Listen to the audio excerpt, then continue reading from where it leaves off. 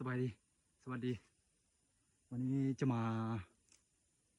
ห้างมันต้นใส่กระรอกหรือว่าต้นหนูมาลองดูกันว่าจะได้ผลไหมหรือว่ามันจะมีไหมมาท่าเบิ่งนำกันก็จีห้างเสือบนนี้แหละห้างเสือตรงนี้แหละมาลองดูลองลุ้นนำกันท่าเบิ่ง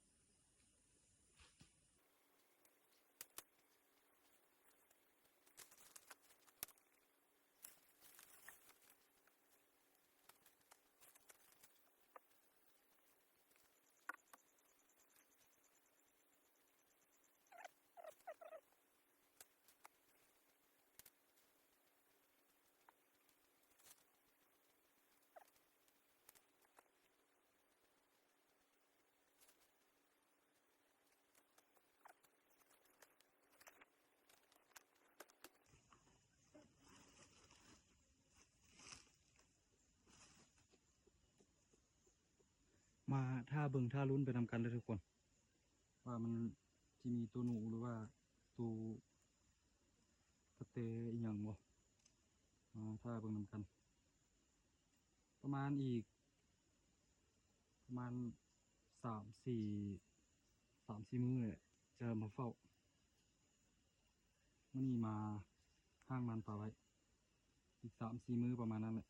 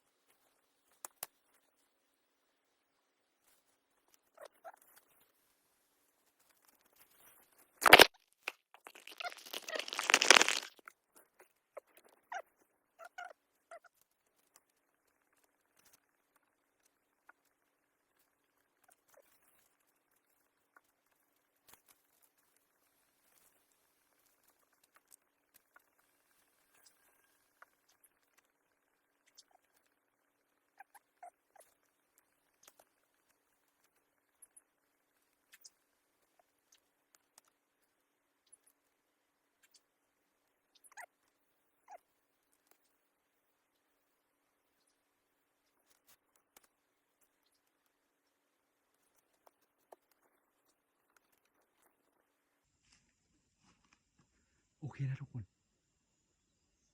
อันสร้างห้างเรียบร้อยแล้วสำเร็จแล้ว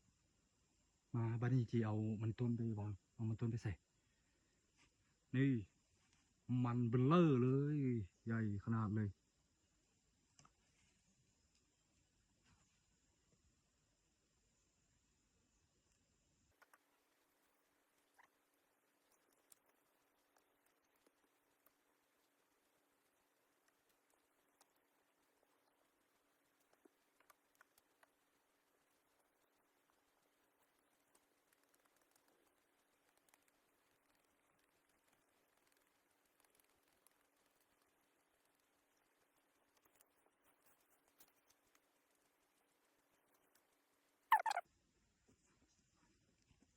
เรียบร้อยนะทุกคน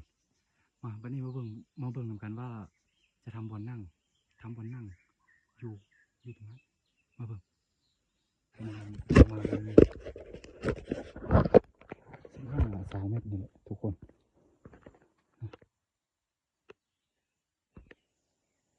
ทุกคนเบิ่งนะจะทำบอลนั่งอยู่ตรงนั้นนั่งอยู่ข้างบนนะน่าว่าจะโอเคเนาะถ้าเบิ่งนำกันด้วยทุกคน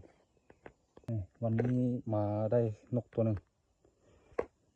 แล้วก็กระแตตัวหนึ่งนี่ถือว่าโอเคอยู่ มาทุกคนโอเคแล้วเนี่ยสำเร็จแล้วตั้งมันต้นโอเคแล้ว มาเบิ่งว่าจะนั่งตรงไหนหรือว่านั่งบนใดสิแปลงบนนั่งได้ประมาณ3-4 วันละจะมานั่งดูลองมา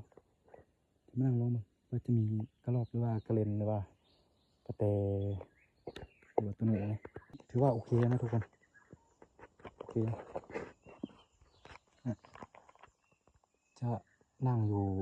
ตรงต้นไม้นะประมาณ15หรือว่า20 เมตรประมาณนี้แหละมาท่าเบิ่งนำกันทุกคนถ้าเบิ่งคลิปต่อไปด้วยทุกคนประมาณอีก3-4 วันนี่แหละ3-4 วันนี่แหละจะมานั่งถ้าเบิ่งนำกันคลิปต่อไปด้วยทุกคน